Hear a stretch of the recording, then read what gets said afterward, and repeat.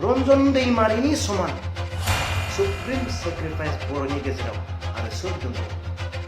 दिनै मोनसे फंसे खोथाखौ बिटिआर एकर्डनि समाव लिरनो मानो हायाखैसै? बिटिआर एकर्डनि गेजेरजों रन्जन दैमारिनि गासैबो जालांनाय दायफोरखौ निमाहा होनायजों बिटिआर एकर्डआ समायना जानांगौ। जाय बायदि हाग्रा महिलानि गभमेन्टनि समाव जानाय गासैबो केलेंकारि बेफोरखौ नायनो थाखाय नायसंदांनो थाखाय इनकुवेरि खालामनो थाखाय सिबिआइ एनआइए होनो थाखाय एसेम्बलियाव पास खालामनाय जाबाय, बिल पास खालामनाय जाबाय।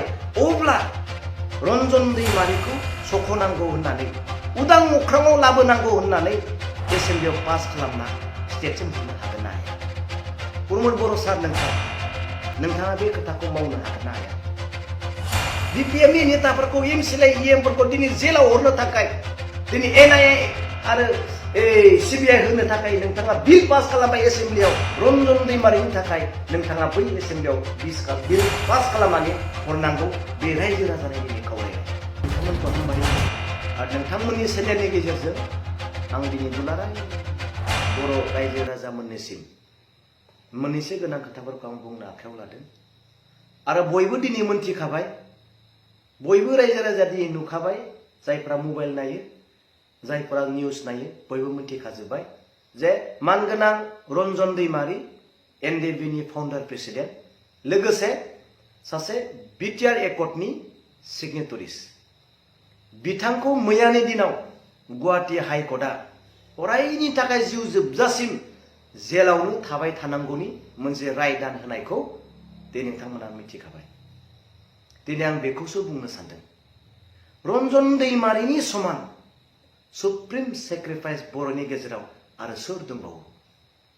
रन्जन दैमारिनि समान दुखु जानाय बर' जातिनि थाखाय आरो सोर दंबावो?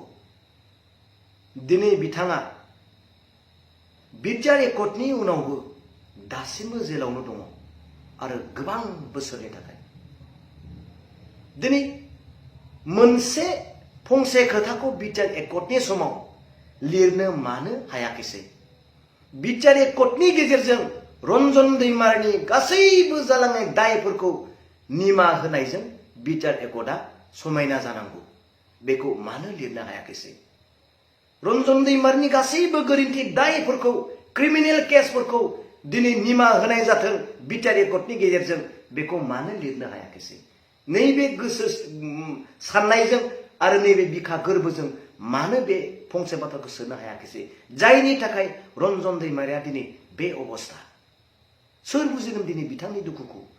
बिथांनि देहा जिउ सोलेरा दिनै नोरजिया जालांबाय, देहाफ्रा नोरजिया जालांबाय। मानो थाखाय? गावनि केडारफोरखौ साननानै बिथांमोना मा अबस्था दङ, रायजोखौ साननानै बिथांमोना मा अबस्था दङ, बिथांनि देहाफ्रा दिनै नोरजिया जालांबाय। माब्लानि दिनाव बबे समाव बिथाङा देहानि नोरजिया लोरबां देहाखौ लानानै माब्लानि दिनाव हस्पिटालाइज जागोन दिनै रावबो मिथिस' हाया।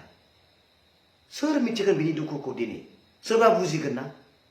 दिनै रायजो राजायाथ' नुगासिनो दङ रन्जन दैमारिया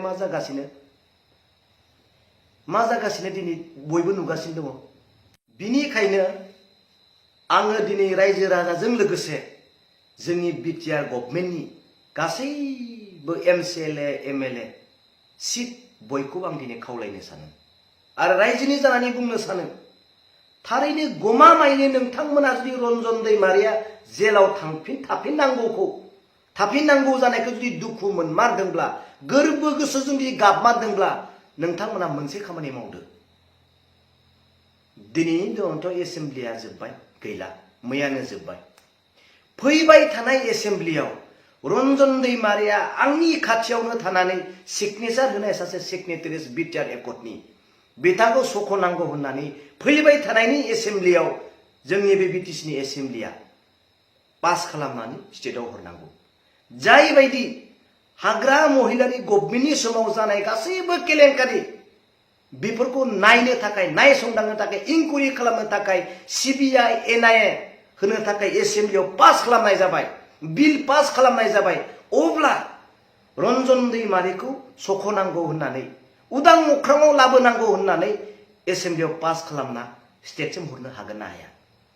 प्रमद बर' सार नोंथाङा बे खोथाखौ मावनो हागोन ना हाया?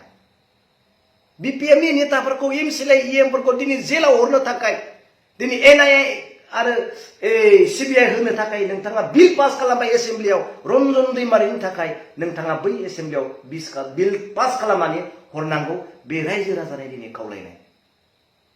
आरो आं दिनै बेखौबो बुंनो लुबैयो दिनै रन्जन दैमारिखौ सख'नांगौ होननानै दिनै जोंनि माहारियारि आफादफोरा धरना होनो हागोन ना? एबसुआ हागोन ना? एबसुआ दिनै रन्जन दैमारिया गनांगौ बिटिआर एकर्डनि सासे सिगनेटारि बिटिआर एकर्डखौ सन्मान लाखिनानै रन्जन दैमारिया दिनै जेलनिफ्राय गनांगौ उइदाउट कन्डिसन दिनै आबसुआ हागोन ना? हागोन ना? रायजोआथ' रेडि दोङो। बनसुआ हागोन ना? बर' साहित्य सभा आरो आबुआ हागोन ना? बुंदो रायजोआथ' रेडि दोङो। दिनै माखौ ओरैनो मबिलाइज खालामबाय थानो? मा कारनाव? रायजोआथ' गासिबो अके दोङो, बिटिआर मोनबाय सोब अके। ओरैनो बिना कारनाव बिना जाहोनाव ओरैनो मानो आन्दलन धरना होबाय थानो? मानो धरना होनो? बिना कारनावनो दिनै धरना होथिनायखौ नुदों। रन्जननि थाखाय धरना हो, बिटिआर एकर्डनि थाखाय धरना हो, सानजाहा सिमाबारियाखै बिनि थाखाय धरना हो, बिटिआरनि पेकेजफोरा थाइसेबो फैयाखै बिनि थाखाय धरना हो, जोंनि बिटिसि काउन्सिलआ दिनै सासेबो साख्रि होनो हायाखै बिनि थाखाय धरना हो। जों मानो हाया? बिटिआर एकर्डआ मानो जाफुङाखै? रन्जन दैमारिया बिटिआर एकर्डनि सासे दफा, बे मानो जाफुङाखै बिनि थाखाय धरना हो। सोंदो नोंथांमोना सों इउजि ब्रह्म बिथांनियाव सों। बिथाङा रन्जन दैमारिखौ बुंदों जे रन्जन दैमारिया जोंखौ फोथायनानै मेगन मिसिबनानैब्लाबो सुयो होबाय। नोंथाङा बुंदो, इउजि ब्रह्म नोंथाङा बुंदो, स्टेटआव एसेम्ब्लियाव बुंदो रन्जन दैमारिखौ बिना कारनाव दिनै हगारनांगौ। नोंथाङा बुंदो, नों बिथांनि फेमिलिखौ नोंथाङा खबर लादो, रन्जन दैमारिखौ खबर लादो, हगारनांगौ होननानै बुंदो। मानो हाया? एबसुआ हागोन गाबोन धरना होनो ओंखारगोन लाख लाख रायजोफोरा दिनै बुं दिनै कमेन्टआव रायजो राजाफोरा। दिनै रायजोआ गासैबो थिग दं, नो मबिलाइजेसन, रावखौबो दिनै फोरोंनांगौनि खोथा गैया, गासैबो अके दोङो। माखौ ओरैनो मबिलाइजेसन खालामबाय थानो? मा दंबावो जोंहा बिटिआर एकर्ड मोननानै? जों जाफुङाखैसो। दिनै मानो ओरैनो बिना कारनाव धरना धरना धरना धरना? मा मोनगोन धरना होनानै? रन्जन थाखाय धरना होनोब्ला बिना कारनाव नङा। आं दिनै बेखौसो बुंदो। दिनै बुंबा दुखु मोनो, नाथाय बुंनांगौ जायो। मानो थाखाय? दिनै रन्जन दैमारिनि दुखुखौ बयबो दिनै सहायनो हायै जादों। मानो मानो मानो?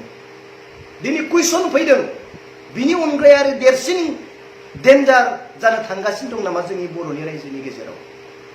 दिनै नायदो लिडारफोरा सिखांदो, ओंखारगोन रायजोफोरा दिनै। दिनै आं गोबां खोथाखौ बुंबावनो सानाखै। दिनै दुखु दङ, जेसेबांब्लाबो दिनै दुखु दङ। नाय बे निउसखौ होनायनि उनाव मा मा कमेन्ट फैगोन। जायफ्रा नेगेटिभ कमेन्ट होयो एनडिपिनि लाइननि मानसिफोर, नोंथांफोरा नोट खालामनानै ला, बे मानसि बबे लाइननि मानसि, जोंनि मानसि नंगौना नङा बेखौ जों उनाव दिहुनगोन। आरो गोबांखौ आं बुंनो सानाखै। बेनोसै, गोजोन्थों। नोंथाङा गोबां रां आरजिनो गोसो जादों नामा?